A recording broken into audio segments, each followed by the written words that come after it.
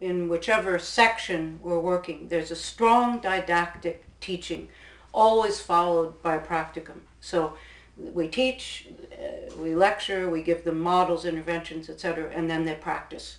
So nothing goes without actual hands-on practice.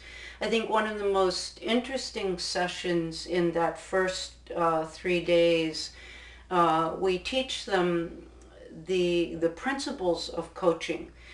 For an example, many of them come in and they feel, if I'm going to empower a person, a community, an organization, whatever, that means I have to fix it. And there's a tremendous pressure to know, as a facilitator, to know the answer, to know exactly what has to happen. A person comes to me, they're struggling with work, well, I have to fix them up. And we turn that on its head. We say that's the antithesis of true empowerment. That in fact you come empty, and this is where a lot of the spiritual practice comes in. That a superb coach or a superb trainer or a superb manager doesn't come into the space with the answer, but with they're actually empty. We think often we have to be full of the right things, the right answers, the right interventions. By the way, we teach them many interventions and tools, but we say that intimate space where the transformation takes place, you want to be empty.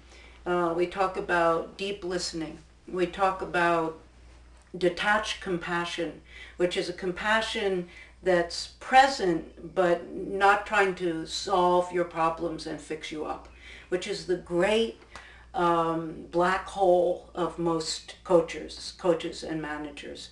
We talk about the idea that we actually have to go towards a person's pain. Sometimes we're coaching or we're in a management position and the person comes in a lot of pain, and the first human instinct is to shut down. It's scary. But in fact, the gifted coach goes towards that. And the person can feel that. They can feel there's an opening of the heart, there's a curiosity, there's a deep listening, and immediately trust is established and the person can go deeper.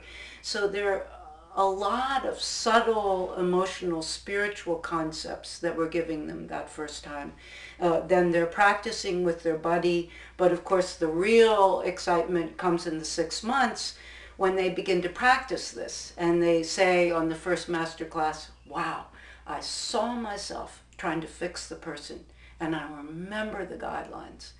And I stepped back and rather than trying to fix them, I listened. I helped them find their growing edge. I gave them back the answers. And all those kinds of things begin to unfold for them. It's liberating for the coach to not be responsible for the answer. Because what Gail was speaking to, there's another subtle pressure, which is that I am an answer person. I have to have insight. If I do, I add value. Whereas what this is saying is the person has their own answer. And what you have to do is enable people to find that. And if you give them the answer, you actually take away the potential for them to own this and manifest it long term. So you actually undermine it by giving them the answer. I'm doing a version of this right now in a large corporation, and that's the biggest learning, because these are actually very high-powered consultants who are paid lots of money to give answers. And so they're used to, and their expectation is to do it that way. And when they're told that they're not supposed to give the answers, they have to literally sit on their hands. But then when they don't, and they enable someone to find their own truth, and their job is to help them find out where they are, where they want to go, what might need to change to get there, and the 4 steps we talked about, the next growing edge, they see a whole level of ownership that they were never getting in terms of developing talent and people's possibilities. I think one other interesting example of that, that's probably one of the more fascinating ones, is we're working with a school system, the Rhinebeck school system, with teachers. Teachers from kindergarten to high school, the whole school system. And we all know teachers are supposed to teach, and teachers' self-esteem is built about having content to teach.